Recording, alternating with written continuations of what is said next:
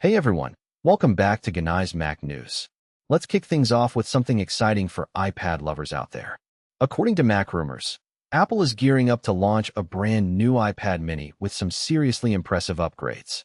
The new model, which Apple developers have codenamed J510 and J511, is getting the A19 Pro Chip, the same processor that debuted in the iPhone Air.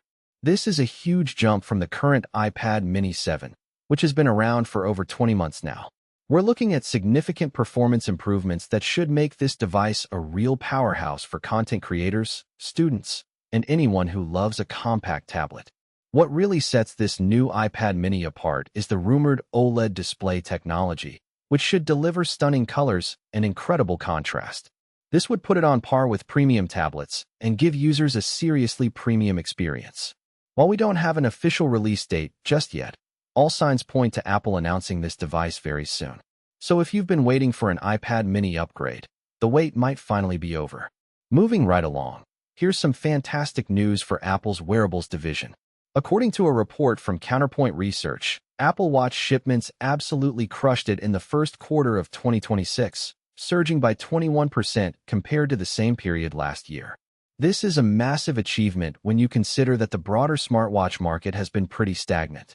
Apple's dominance in this category just keeps getting stronger.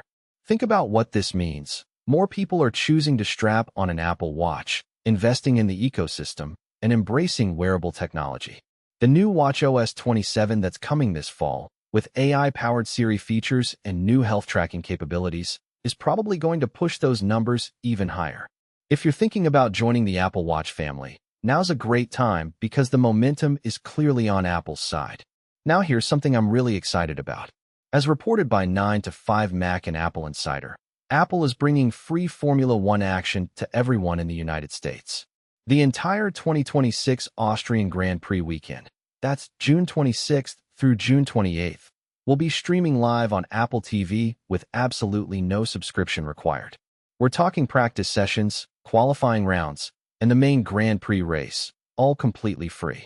Most F1 races throughout the year do require an Apple TV subscription, but when Apple announced its Formula One deal, they promised to put select races in front of the paywall for everyone to enjoy. The Austrian Grand Prix is the first time they're making good on that promise. Whether you're a diehard F1 fan or just curious about the sport, this is a golden opportunity to watch some world-class motorsports without paying a dime. The action kicks off at 7:30 a.m. Eastern Time on Friday with Practice 1. So set your alarms if you want to catch the whole weekend. This is the kind of move that could really expand Formula One's audience in North America. Let's talk about what's coming to your iPhone this fall. According to Mac rumors and 9 to 5 Mac, iOS 27 is bringing some seriously useful Apple Intelligence features that are going to make your daily life easier. First up, calendar and reminders are getting smarter. You can now add events using natural language. Just describe what you want, and Apple Intelligence will identify people, dates, and locations automatically. No more tedious manual entry. Apple Wallet is also getting a major upgrade. Here's something that's been on everyone's wish list for years: the ability to import physical passes directly into Wallet. Think boarding passes, concert tickets, and loyalty cards. You can now photograph them and import them instantly. It's a small feature, but it's going to save so much time. And if that wasn't enough, watchOS 27 is bringing AI-powered Siri to your wrist. The same intelligent Siri features you'll have on your iPhone will now be available right on your Apple Watch. These updates show Apple is really listening to what users want and making their devices more intuitive and powerful. Okay, time for something more serious. If you're carrying an older iPhone, pay attention. According to Apple Insider and 9 to 5 Mac, security researchers at Paradigm Shift have discovered a new, unpatchable vulnerability affecting devices with Apple's A12 and A13 chips. The exploit is called Usblighter 8, and it's a boot ROM vulnerability that can enable arbitrary code execution. This impacts a pretty significant range of devices. We're talking about the iPhone XS, iPhone XS Max, iPhone XR, and the entire iPhone 11 lineup. Now here's the critical part. This vulnerability is unpatchable. Apple can't fix it through software updates because it's baked into the device's secure boot process. What that means is if someone gets physical access to your phone, they could potentially compromise it. It's worth noting that this is a very sophisticated attack that requires technical knowledge and physical access, so the average user isn't likely to be targeted. However, if you own one of these affected devices, it's important to be aware of the risk and take precautions to protect your phone physically. Consider using a strong passcode and keeping your device secure at all times. Switching gears to something fun, Apple Music just revealed its all-time most streamed artists since the service launched back in 2015. According to Mac Rumors and Apple Insider, Drake absolutely dominates the top spot with the most streams of any artist in Apple Music history. Taylor Swift takes the number 2 position, which honestly isn't surprising given how massive she's been over the past decade.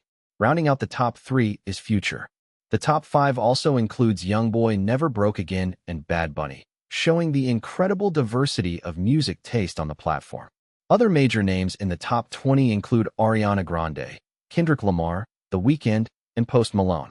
This is the first time Apple has publicly shared an all-time artist chart like this, so it's a pretty cool look at what Apple Music subscribers have been streaming since day one. If you're curious to see the full list, both Mac Rumors and Apple Insider have the complete ranking. It's a really interesting snapshot of music trends over the past decade. And finally, here's a significant development in the world of app distribution.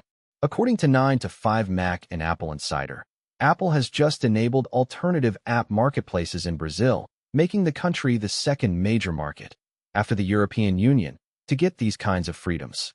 Users can now download apps like AltStore Pal directly on their iPhones, giving them options beyond the traditional App Store. Developers also have the ability to use alternative payment methods instead of Apple's commission-based system. This all came about following an agreement with Brazil's antitrust regulator, CADE. Epic Games and the Coalition for App Fairness have already spoken up about the new terms, expressing some concerns about how they've been implemented. Still, this is a massive shift for Brazil and shows how regional regulations are reshaping how Apple operates. It's another example of how competition laws are pushing big tech companies to open up their ecosystems. If you're a developer or a Brazilian iPhone user, this could mean some interesting changes ahead.